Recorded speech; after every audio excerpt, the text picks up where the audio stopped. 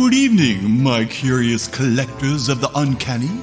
I am the Necro Historian, and this is my assistant, Tut-Tut the Tiny Terror. Yo, what's up? Tonight we turn our gaze to a monument older than empires, older than written language, older even than Tut-Tut's last bath. Hey, I bathed once. Okay, fine. I fell into a puddle. By accident. But it still counts. Tonight we speak of frequencies, of unseen energies. Tonight we ask, what if the ancient marvel of Stonehenge isn't so silent after all? Because silence does not crackle with static, and stones do not whisper, unless they have something to say. I picked up a radio station in my tooth once. Perhaps you picked up a broadcast from Stonehenge. Oh, maybe you're right, because they were playing classic rock. Get it? Rock? The whispers of Stonehenge are no joke. In 1978, a team of archaeologists reported hearing faint murmurs.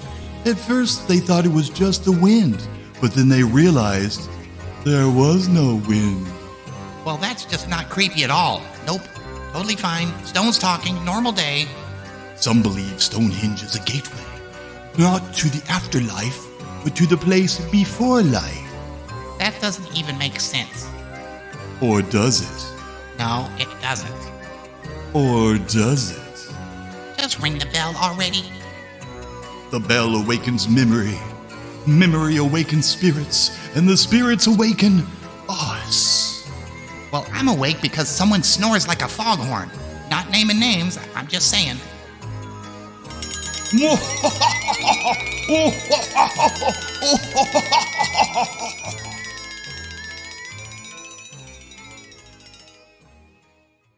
The Whisper at Stonehenge.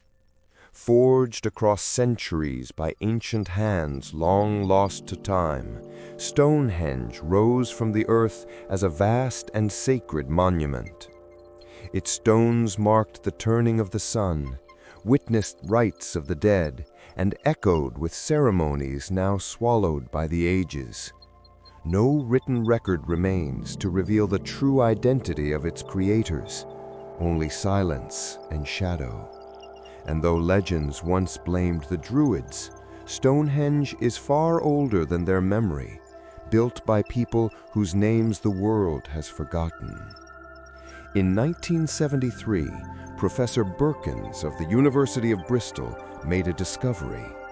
While conducting routine acoustic tests around Stonehenge, he detected an unexplained AM radio signal, a thin, whispering band of static at a frequency of 540 to 550 kilohertz.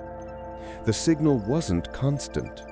It switched on only when he stood exactly 76 meters from the stones, and it persisted until he approached within 34 centimeters of the tallest monolith. Beyond that point, silence. Inside that narrow, invisible ring, however, the air buzzed with something almost like a pulse. Birkins once described the sound as breathing through gravel. No one could explain where it came from or what was transmitting it. 3 decades later, in 2003, the mystery hooked a new mind. Varun Kumar, a nurse from Newcastle and an immigrant from Bhargava, became consumed by Professor Birkins' notes. He spent his nights at Stonehenge with homemade equipment, listening. And then he made a discovery of his own. He found a second signal, buried deep at a higher frequency, so faint it almost undetectable. Varun continued his investigations for the next 5 years. Then, in 2008, he phoned a close friend, his voice trembling with excitement. "I've found something else," he whispered. He begged his friend to come immediately. The friend, exhausted from work, said he'd take the train the next morning. By then, it was too late.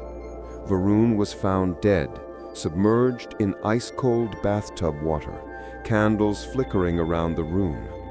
A bottle of champagne sat unopened beside the sink.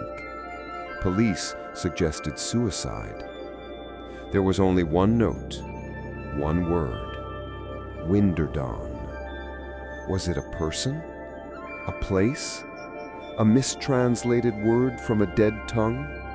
Some claim that if you stand at exactly 76 meters from the stones on a moonless night and tune your radio to the right frequency, you can hear Varun's voice whispering that same word over and over, as if trying to warn someone.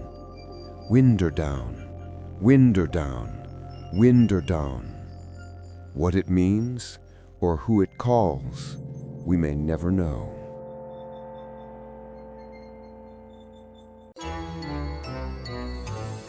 Ah, you survived tonight's tale. Dare you watch another? Like and subscribe, or I will haunt you.